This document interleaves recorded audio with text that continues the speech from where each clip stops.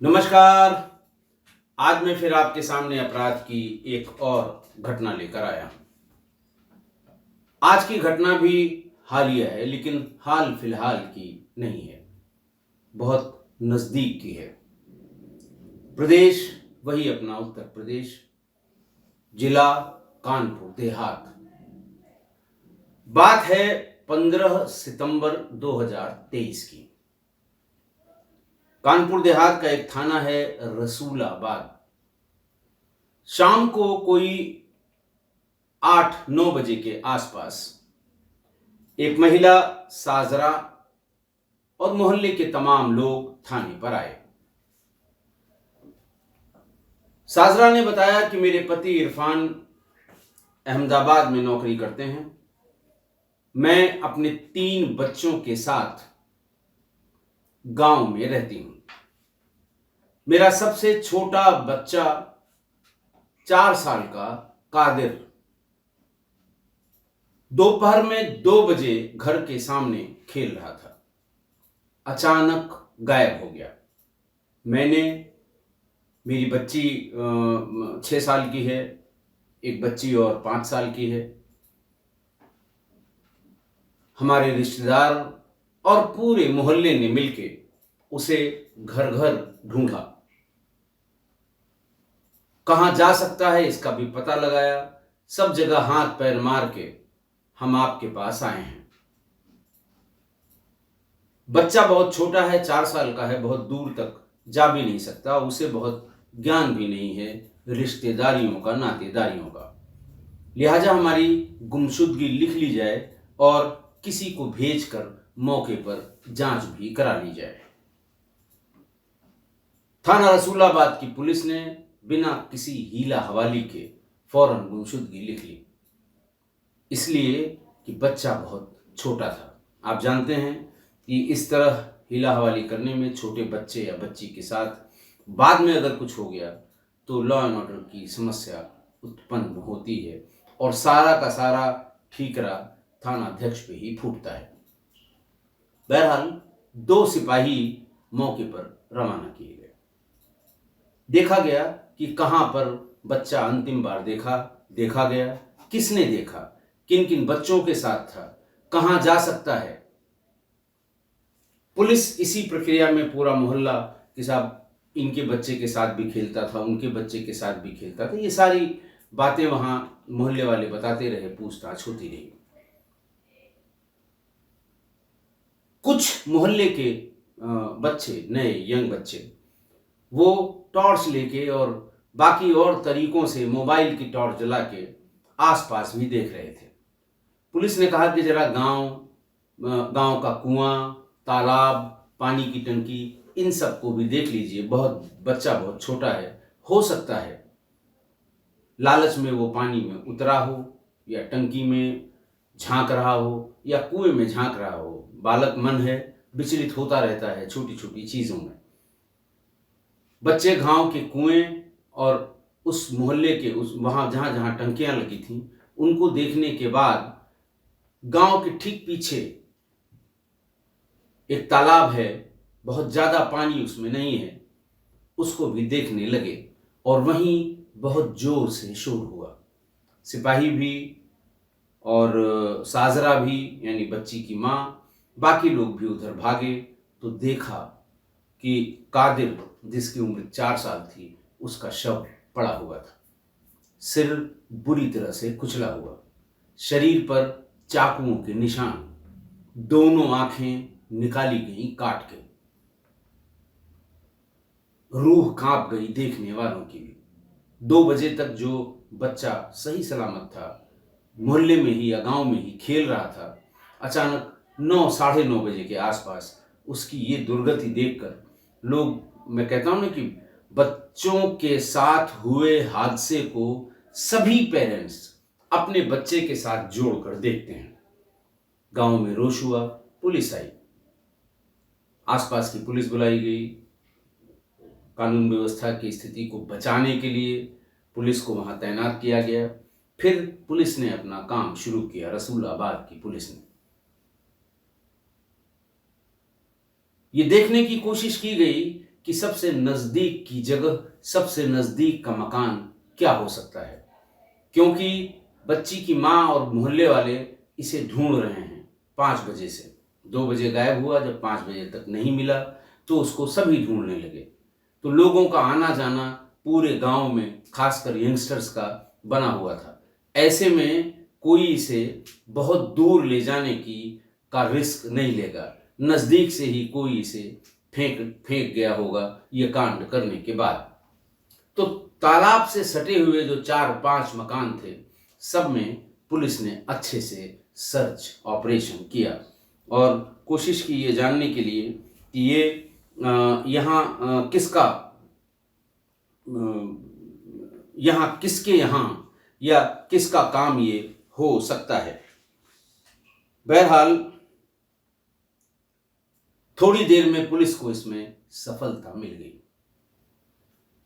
तालाब के सबसे नजदीक रेहाना का घर था। पुलिस जब भीतर सर्च कर रही थी तो एक कमरे की दीवारों में बहुत ढेर सारा खून का छींटा पड़ा हुआ था। पुलिस ने रेहाना से पूछा, ये खून के छींटे? उन्होंने कहा, नहीं साहब, वो तो हमने बकरी और बकरा जो कहते हैं ये कुर्बानी दी, वैसा किया, फलाना किया, ठिकाना किया, पहले का है, आज का नहीं है। इस तरह की बात। पुलिस उसे इसीलिए थाने पर ले गई। पुलिस ने जब इनिशियल पूछताछ की तो वो दाएं बाएं की बातें करती रही, तरह तरह की बातें अपनी जो बचने के लिए आदमी कर सकता है वो करती रही। फिर पुलिस, महिला कांस्टेबल्स और सब इंस्पेक्टर्स को अपने काम पर लगना पड़ा। विशिष्ट श्रेणी की पूछताछ की गई। बहुत देर तक महिला थी, कितनी भी चालाकी करे, बहुत देर तक ये बर्दाश्त नहीं कर पाई श्रेणीबद्ध पूछताछ को। फिर उसने बताया कि मैं बता रही हूँ, और बताया कि 4 साल के कादिर को मैंने ही मारा है। जो लोग पूछताछ में लगे थे, तमाम गांव के लोग भी आए थे ये जानने के लिए कि कहीं पुलिस रेहाना को फर्जी तो नहीं फंसा रही है। कुछ लोग ये भी देखने आए थे कि रेहाना बहुत झगड़ालू महिला है, मोहल्ले में कम से कम 10 महिलाओं से इसकी मारपीट हो चुकी है। हो सकता है यही हो, लेकिन कैसे हुआ, क्या हुआ, क्यों हुआ, ये जानने की उत्सुकता गांव वालों में थी, और खासकर उन लोगों में जिनके घर की महिलाओं से इसका झगड़ा हुआ था। जैसे उसने पुलिस को बताया कि हाँ साहब मैंने मारा है, पुलिस ने कहा कैसे मारा है, क्यों मारा है। उसने बताया कि 13 सितंबर को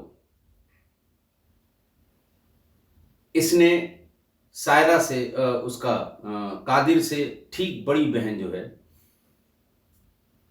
वो दुकान से सामान लेकर आ रही थी। तभी मेरा 12 साल का बेटा रास्ते में उसे मिल गया। दोनों में कुछ कहा सुनी हुई, मेरे बेटे ने उसको 2-3 थप्पड़ मार दिए। उसने जाके अपने माँ से कहा होगा, माँ यानी साजरा से। साजरा अपनी उस बच्ची को लेकर मेरे दरवाजे आ गई और उसने कहा कि तुम्हारे बेटे ने, जो बड़ा है उम्र में उससे बहुत, हमारी मासूम सी 4 साल की बेटी को, 5 साल की बेटी को क्यों मारा। फिर आपस में झगड़ा हुआ और मैंने वहीं जोर जोर से चिल्ला के कुरान की कसम खाई कि मैं 8 दिन में तुम्हारे बेटे को मार दूंगी। बेटे का नाम इसलिए लिया कि वो मेरे बेटे की शिकायत कर रही थी। पूछा गया कि तुम, झगड़ा तो बेटी से हुआ था, तुमने बेटे को मारने की बात क्यों की। उसने कहा चूंकि उसने मेरे बेटे की शिकायत की थी और इसका लड़का इकलौता लड़का है, उसकी 2 बहनें हैं और वो अकेला भाई है, इसलिए मैंने कहा कि इसे दर्द होगा कि ये क्यों इस तरह की शिकायत करने मेरे दरवाजे पर आई, और ऊंची ऊंची आवाज में शिकायत कर रही थी ताकि 4 लोग और सुने। अब मैंने कुरान की कसम खा ली थी तो मुझे मारना ही था। 15 तारीख को 2 बजे ये अपने घर से थोड़ा बाहर की तरफ निकलकर खेल रहा था। मैंने इसको बुलाया, ये मेरे पास तुरंत आ गया। मैंने टॉफी की बात कही, ये तुरंत आ गया। भीतर आते ही मैं इसे कमरे में ले गई, मेरे पास बड़ा हथौड़ा था। उसे जमीन पर लिटाकर एक हथौड़ा इतना जोर से मारा कि वो बेहोश हो गया। उसके बाद कई हथौड़े सिर पे मारे ताकि मर जाए। फिर चाकुओं से उसके शरीर में, जहाँ दिल होता है, जहाँ जिगर होता है, जहाँ किडनी होती है, जो मेरी जानकारी में था, सब जगह चाकुओं से गोद दिया। फिर उसकी दोनों आंखें निकाली। आंखें इसलिए निकाली कि इसकी माँ आंखें तरेर तरेर कर हमारे बेटे की शिकायत कर रही थी। उसके बाद मैंने बड़े वाले बक्से और दीवार के बीच जो जगह होती है उसमें एक कपड़े में बांध के छिपा दिया। अपने कपड़े जो खून से सन गए थे उनको धोया, जमीन पर जितना खून था उसको साफ किया, शाम होने का इंतजार किया। और इसी बीच करीब 6 बजे साजरा भी मेरे घर कई लोगों को लेके आई कि रेहाना, तुम्हारे यहाँ तो मेरा बच्चा नहीं आ गया था। मैंने उसको ना में जवाब दिया कि नहीं नहीं, इधर तो बिल्कुल नहीं आया था। फिर वो चली गई दूसरे घरों में बच्चे के बारे में पूछने के लिए। ये सुनते ही लोगों के रोंगटे खड़े हो गए, क्योंकि रेहाना के भी 3 बच्चे हैं। बैकग्राउंड जानने की लोगों ने कोशिश की, पुलिस वालों ने, तो ये पता लगा कि साजरा के पति इरफान, ये, अच्छा पहले ये बता देना आपको कि ये गांव रसूलाबाद थाने मकरंदपुर कहिंजरी जो गांव है, वो गांव के किनारे में एक मुस्लिम बस्ती है जिसमें कोई 400 लोग रहते हैं और ज़्यादातर इनमें से शहर में फेरी लगाने का काम करते हैं।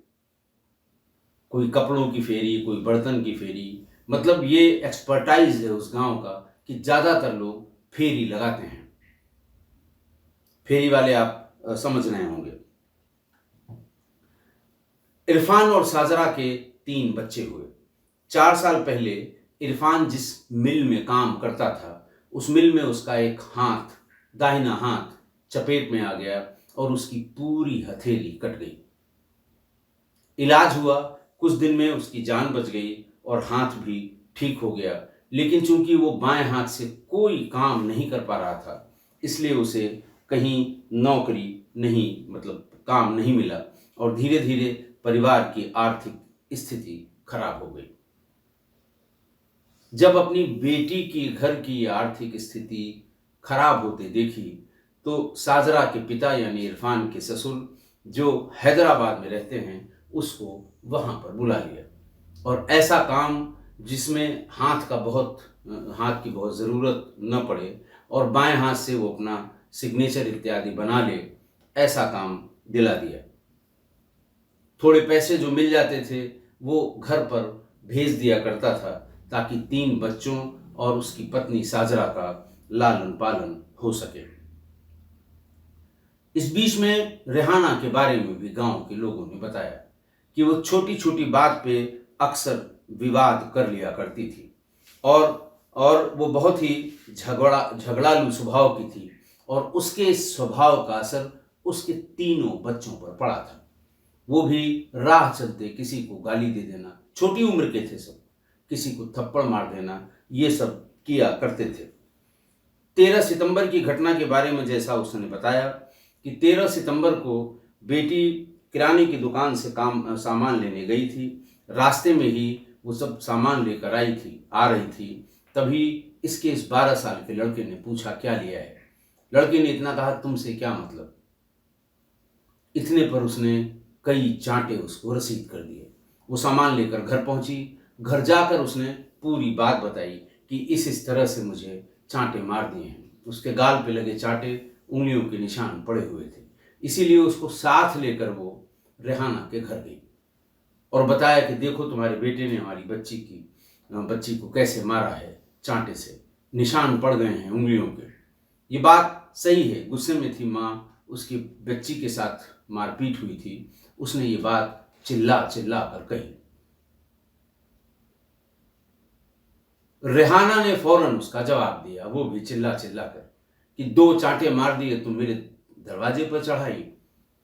रेप किया होता तब आई होती, तब बात समझ में आती।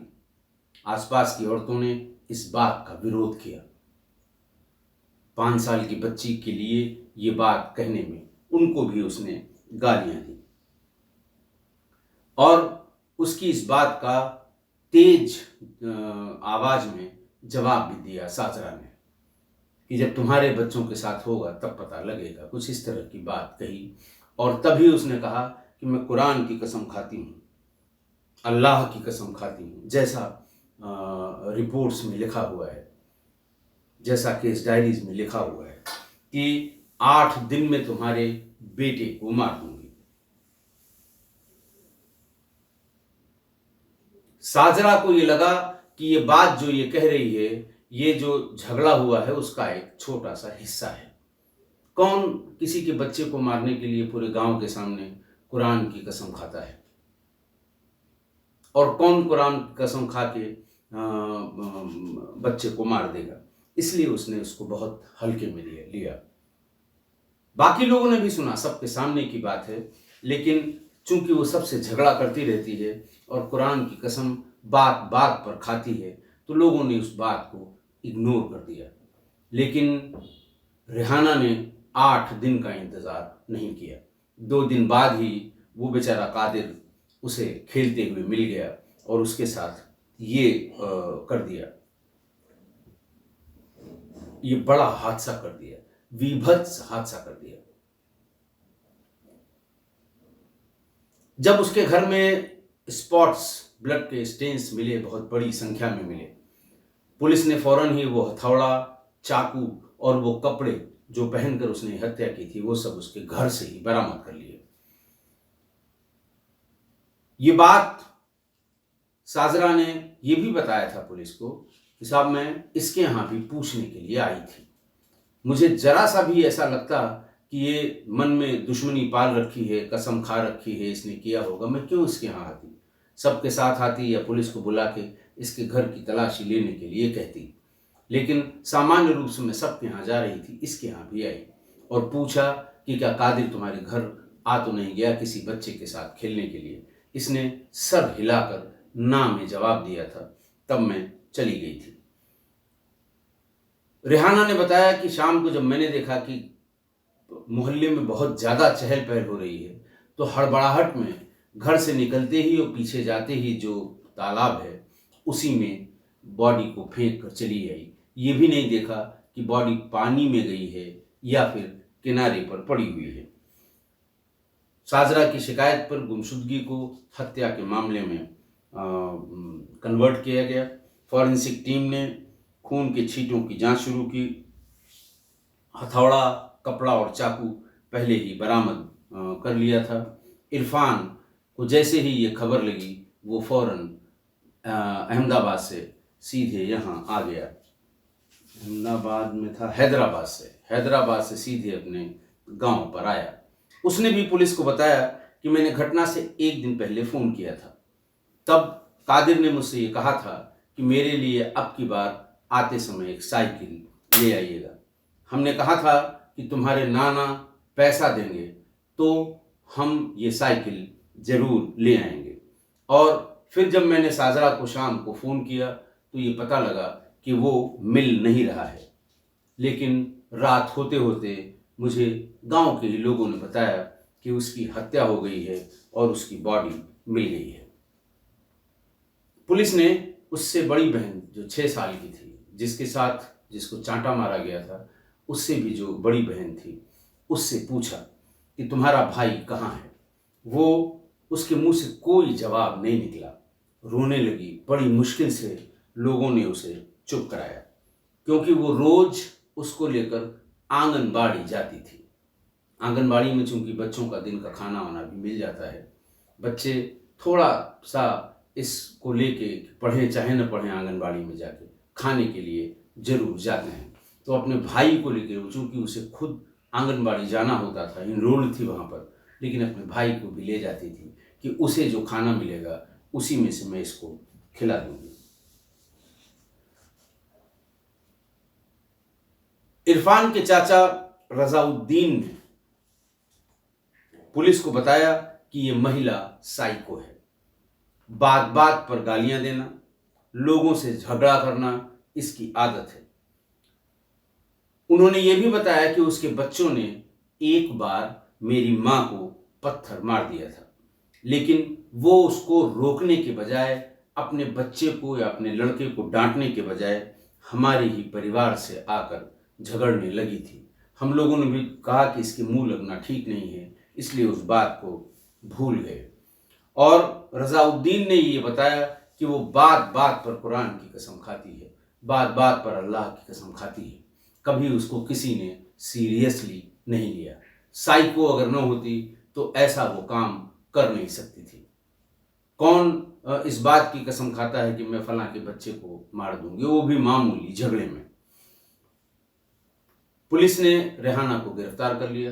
गिरफ्तार करके उसे जेल भेज दिया और कादिर के शव को गांव वालों ने कहा कि साहब इसके शव को रेहाना के मकान के सामने वाली जगह में दफनाया जाए, ताकि वो आते जाते उसकी कब्र को जरूर देखे और अपने किए पर पछतावा हो।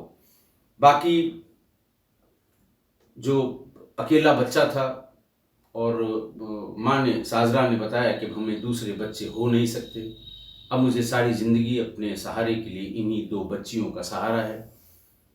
हमारा जो एकमात्र पुत्र था उसे इसने मार दिया। पिता, जो मैंने बताया हथेली कट गई थी, विकलांग है, वो भी। तो सब यही कहते हैं कि साहब इसको ताउम्र जेल में रहने की सज़ा मिले, फांसी मिले, और कम से कम ताउम्र जेल में रहने की सज़ा मिलनी चाहिए, जिस तरह से बच्चे को इसने तड़पा तड़पा के मारा है। आज की घटना, 2 बच्चों में अकारण, बिना किसी कारण के झगड़ा हुआ। लड़का जो थोड़ा बड़ा था उसने उम्र में अपने से आधी से भी कम बच्ची को, बिटिया को चांटा मार दिया। बिटिया ने शिकायत की माँ से। माँ लड़के की माँ की घर जाकर उसने कहा कि देखो किस तरह चांटा मारा है इस छोटी सी बच्ची को। लड़के की माँ बिफर गई, खरी खोटी सुनाई। मतलब सारा झगड़ा, सारी अदावट, सारी दुश्मनी और सारा गुस्सा सिर्फ इतनी सी बात का है। सिर्फ और सिर्फ इतनी सी बात। कोई झगड़ा नहीं पहले का, कोई अदावट नहीं पहले की, कोई गुस्सा नहीं पहले का। सिर्फ इतनी छोटी सी बात का सारा गुस्सा, सारी दुश्मनी और सारा झगड़ा था।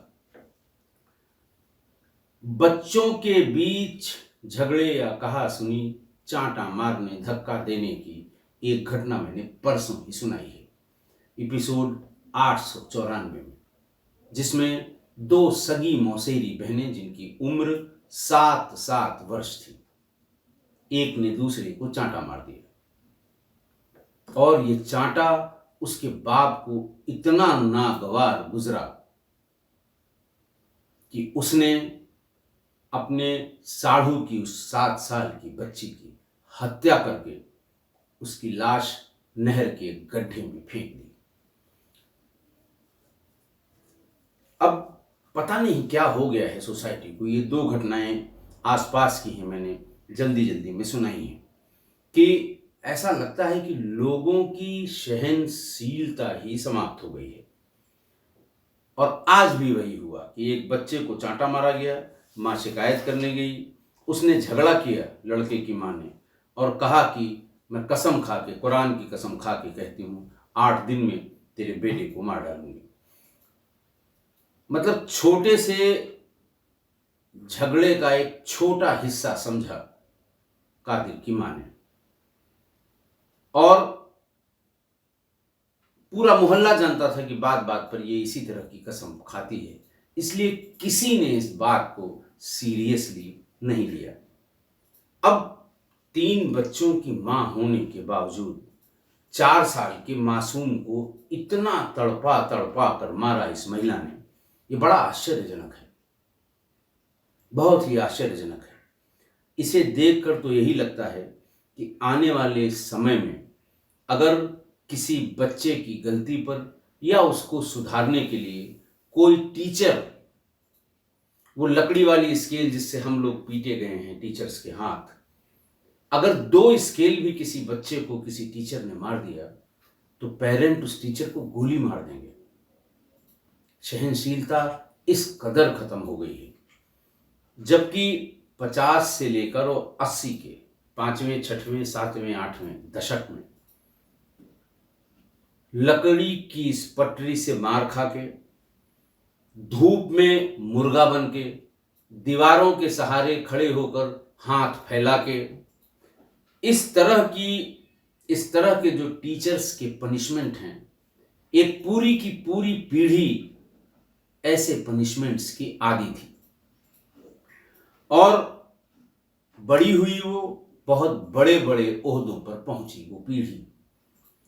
लेकिन मजाल है कि कभी किसी टीचर को उसके इस पनिशमेंट पर किसी पेरेंट ने उलाहना या शिकायत भी की हो। सभी उस दौर से गुजरे होंगे जब छोटी क्लास में आप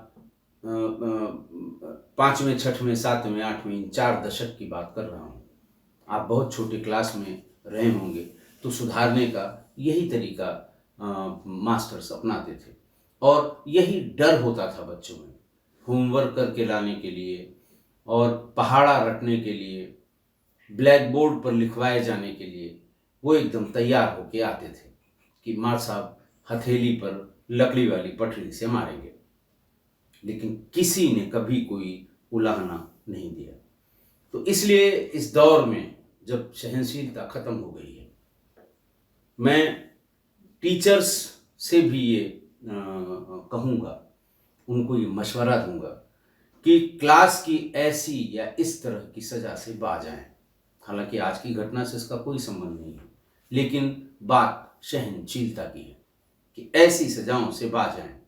और पेरेंट भी इतना ध्यान रखें कि छोटे बच्चों के आपस के झगड़े को जितनी जल्दी उसका हल निकाल दें।